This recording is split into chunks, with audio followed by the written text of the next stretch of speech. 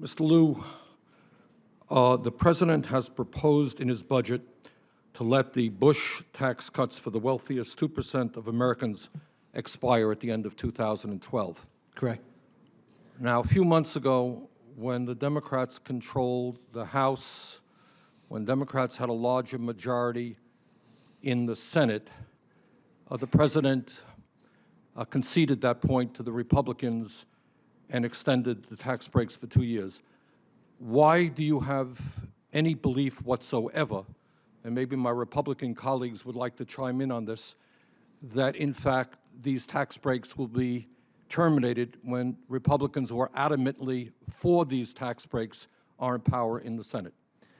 Senator, when we worked on the tax bill in December, the President made it very clear that his position hadn't changed, that he believes that these tax rates should not be extended permanently.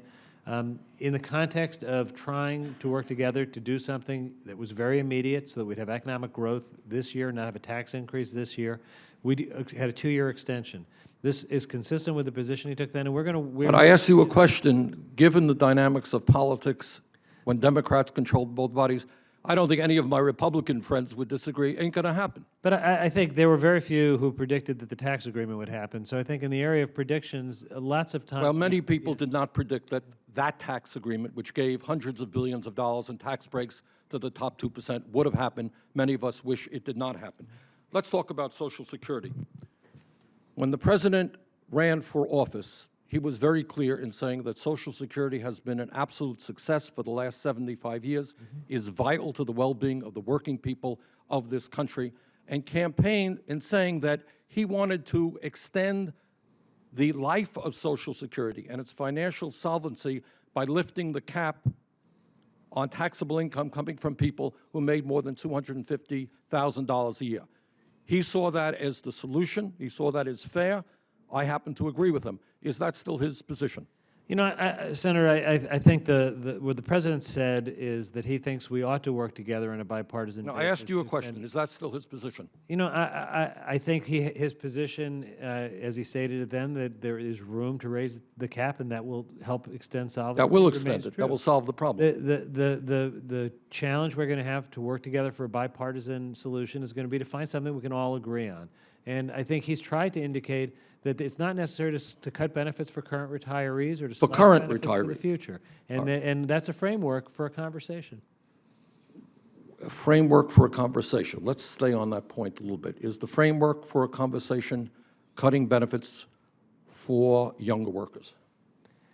I don't want to address hypothetical provisions. I think that the issue of Social Security is one that ought to cross party lines. What position are the Republicans stating that you feel that we can work with them on? I think that there's going to be a need for us to look at options where... What options? Senator, it's premature for me to address the specific... Are we going to cut benefits items for workers? The President said clearly that we're not going to cut benefits for current retarees, and we're not going to slash benefits for future retarees. Slash is a big word. What does slash mean? I'm going to stick with the words the President used. Slash?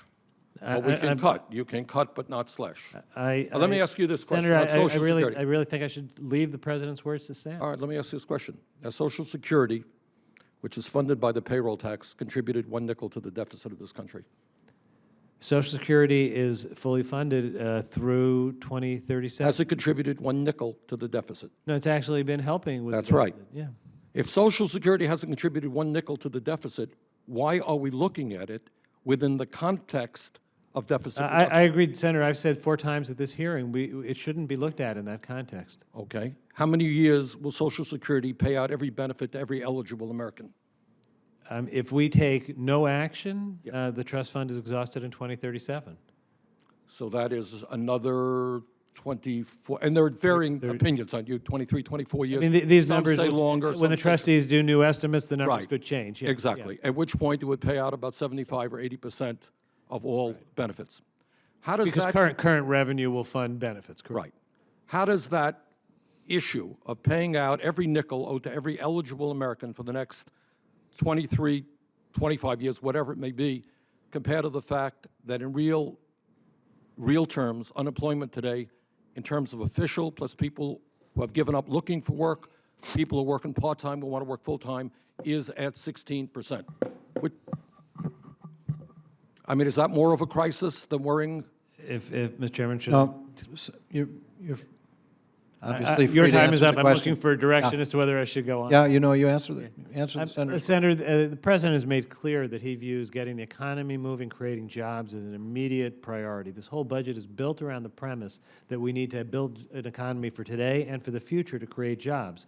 We have to be able to handle multiple challenges, and we're not comparing the immediacy. The fact that Social Security is important and we should look at it as a long-term issue, we shouldn't wait until it's on the eve of crisis, it shows a real concern that we have a compact across generations that we need to keep. It's not a deficit reduction question, and we haven't tried to suggest that it has that kind of urgency. It does have that importance, though.